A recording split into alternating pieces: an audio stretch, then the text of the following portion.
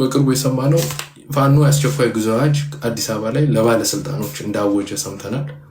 ባለስልጣኖች ወደ ቤታቸው የሚሄዱት 11 ሰዓት ነው። ብዙ ባለስልጣኖች ለ3 ቀን ላለፉት 2 ቀናት ቢሮአቸው ያደረዋሉ። የጸጥታ ኃይል ጥበቃ ኤክስትራ ይመደብልን ብለው ማለት ነው። ኦኬ ሶ የተጨማሪ ኃይል እንዲመደብላቸው። ስለዚህ አዳነች አቤቤ ከዚህ በኋላ በምሽት 6 ሰዓት መታ ከተማ እያለማው ነው አትልም።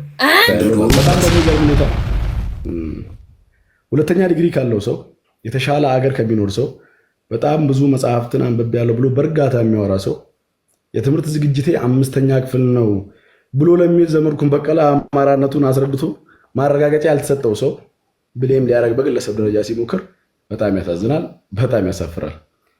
ግራ ገብቶት ግራ የሚያጋባል ሲያሻው የትግሬና የአማራ ጸብ፣ የትግሬና የኦሮሞ ጸብ ለአማራው ድል ነው የሚል ሲያሻው ወለጋን እንቆጣጠራለን የሚል በተጠና መልኩ ለአማራ ሕዝብ ዴይ ቱ ዴይ ጠላት የሚያመርትለት ሰው ከዚህ በላይ ወዳደርነት፣ ከዚህ በላይ ራስ ወዳድነት፣ ከዚህ በላይ ሰርቶ መለወጥ በሚቻልበት ሀገር ውስጥ ቁጭ ብሎ በብላትን ምርጫው ያደረገ መሆኑን ስታይ ያሳፍራል። ፖለቲካን የሰሩ የሚመስላቸው በሁለት ህዝብ መካከል ያለ ጦርነት ሌላኛው ህዝብ ተርፍ ሊሆን አይችልም። ህዝብን መሰረት ስለማያደርግ ነው ፖለቲካቸው። በጣም በሚያስቅ ሁኔታ ፋኖ በማ በኩል እንደሆነ አላውቅም መግለጫ ወጥቷል። አዲስ አበባ ከተማ ባለስልጣናት ከቤት እንዳይወጡ የሰዓት ገደብ ተጥሎባቸዋል።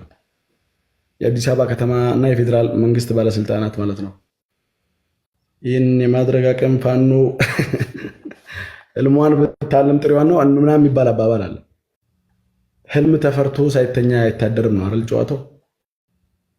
በምንም ስሌት በምንም ስታተስ አዲስ አበባ ከተማ ውስጥ በ3 አይደለም በ13 አይደለም ከዛ በላይ ቁጥር ባለው ጽንፈኛ ኃይል የሚናድ የ4 ኪሎ ስልጣን የለም፣ የሚቀጥል የ4 ኪሎ ስልጣን የለም።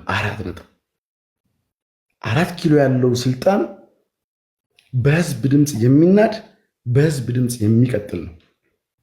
የአማራ ህዝብ ነው። አማራን ወክለን ነው ስለ አማራ ነው ዲስከስ የምናደርገው። ይህ የአማራን ህዝብ ሳፖርት የሚያደርግ ነው እየተባለ የሚደሰኮረው ዲስኩር ጎንደርና ደሴን በራሱ ቁጥጥር ስር አድርጎ ጎንደርና ደሴን ለመንግስት ድጋፍ ሰልፍ ሰዎች እንዳይወጡ ማድረግ ያልቻለ ከወጡ ደግሞ በማግስቱ ጊዜ ጠብቆ ሰልፍ ተወጥቶ እምቢተኝነታቸውን መግለጽ ያልቻለ ኃይል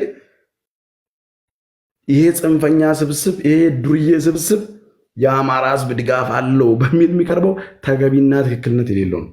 ባይዘው የዘመናችን ጀግና ሴት ናት። ወደድክም ጠላም ጣፈጠም መረረ በ21ኛው ክፍለ ዘመን ሴት ሆና የአፍሪካ የፖለቲካ መናገሻ የሆነን ከተማ በከንቲባነት ተመሯለች። ቢመረም ዋጠው ለኔ የሚቀርበኝ የኖርኩበት ዘመን ጀግና ነው። ጀግና ከሆነበት ፈልጋ አምጥታ ይሄ ጀግና ብዙ ትርኪ ምልኪ ነገር አንስታ ፐርፐዝሊ የሚኬደው ለአማራ ህዝብ ጠላት ማምረት ነው። ለአማራ ህዝብ ወዳጅ ስለመስራት ሰርቶ የማያውቅ ሰው የብልጽግና ካድሬ ሆዳም ከዚህ በላይ ሆዳምነት የለም። እኔ ኦሮሞና ትግሬ ጋር ስል ሰምተኝ አታውቅም። እኔ እናፈናቀል ዜጎችን ስል ሰምተህ አታውቅም። ምን ጠጥተው ምን ቅመው እንደሚገቡ አናውቅም። ማኒፌስቶ እኮ የሌላቸው ፕሮግራማቸውን ሪሊ እንዳናቀው ስለሚፈልጉ ካወቅ ነው ሳፖርት እንኳንኛ ግራ የተጋቡትም የጀግና ሞቱ የሚባሉትም ልጆች እዚህ አይነት ጣጣ ውስጥ ስለማይገቡላቸው ገንዘብ መከፈል ሆዳ በአደባባይ ዛሬ ዘመቻ ናሁሰናይና ጎፈንድሚ ናሁሰናይ ዛሬ ይከፈታል እንዴ? እስክንድር ማነው ይሄ ዳቆኑ ማነው መምህር ዘመድኩን በቀለ አስታርቀን ሲሉኝ ነበረ። ኢስ ናት አምሃራ የአማራ ብሔርተኝነት ፖለቲካ ውስጥ ገብቶ የሚያጨማለቅ ኖት ኦንሊ የአማራ መሆኑ ሂስ ናት ኤጁኬትድ የተማረ ሰው አይደለም። በአንደበቱ ነው ከ5ኛ ክፍል በኋላ ትምህርት ቤት ሄጄ አላቅም የሚለው። ይሄ የሚመራን ፖለቲካ መጥተ ባባ ወዳደር ፖለቲከኛ ይሄ ማምታቻ ቃል ነው። መሸወድ ማምታታት አይቻልም። አንድ ፔሪድ አማራ ክልል ከሚገኙ ትላልቅ ከተሞች መካከል ጎንደርና ደሴ ላይ የህዝብ ድጋፍ የለንም። እኛ ደግሞ የህዝብ ድጋፍ እንዳለን በሰልፍ አረጋግጠናል። አረጋግጠዋት ልክ 97 ላይ እንደተፈጠረው ፋላሲ ፍጠር መተ ገብቷል አይደለ? የመረጠን ህዝብ ሁለት ፀጉር ያበቀለ አንድ እግሩ መቃብር የቆመ ምንም አይነት የፖለቲካ ትርፍ የማያገኝ ሰው አልወከልናችሁም፣ ልጆቻችን የሃይማኖት አባቶች አልወከልናችሁም ሲሉ ነው ሲያሰሙ የነበረው ማለት ነው። ራስን የተማረ አድርጎ ራስን ለአማራ ህዝብ ጥቅም የቆመ አድርጎ መሳል ተገቢነት የለውም። ምክንያቱም ከየትኛውም የፋኖ የፖለቲካ ኃይሎች ዋን አማራ የሚባል ስብስብ ስም አልጠራውም፣ ጀነራል ያ ታይትል ያለው ስብስብ ለአማራ ህዝብ ላይክ በዶላር የመግዛት ያህል ጠላት የሚያፈራለት አማራነቱን ማንም የማይቀበለው እንደነ ፕሮፌሰር ትንግርቱ ያለ በአማራ ህዝብ ትግል ስር ገብቶ የአማራን ህዝብ ፋኖ የሚባሉ በመንጋ የሚመሩ ኃይሎችን ስስ ብልት በማግኘት እንደፈለገ የሚዘውር ሰው ነው የተባለ ሰው ምርጫውን ፈልጎ ቦታውን ፈልጎ የትግል ጉዞ ቢያደርግ የተሳካና የተሻለ ነው የሚሆነው ማለት ነው። ስለዚህ ሌላው በደንብ መነገር ያለበትና መታወቅ ያለበት ነገር ኦኬ ቴዲ መነገርና መታወቅ ያለበት ነገር ኦፕሬሽን አይደለም ይለናል። እዚህ ጋር ያለ ሰው ኦፕሬሽን ነው ብለው ድርቅ የሚሉ ሰዎች አሉ።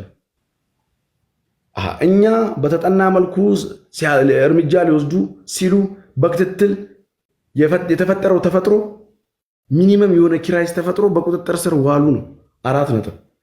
አይ ኦፕሬሽን አይደለም፣ አይ ሰልፍ ዲፌንስ ነው። ተግባቡ። መጀመሪያ ስለ አንድ ሰው ነው የሚጮሁት። ኦፕሬሽን ነው ብሎ ሳትስፋይ የሆኑ ሰዎችን ሞራል ለመንካት ሲባል የደጋፊዎቻቸውን ሞራል ሊነኩ የራሳቸውን ኢንካም ፕሮዲውስ ለማድረግ ይሄ ራስን ሰልፍ ዲፌንስ ማድረግ ነው የሚሉ ኃይሎች ነው ያሉት።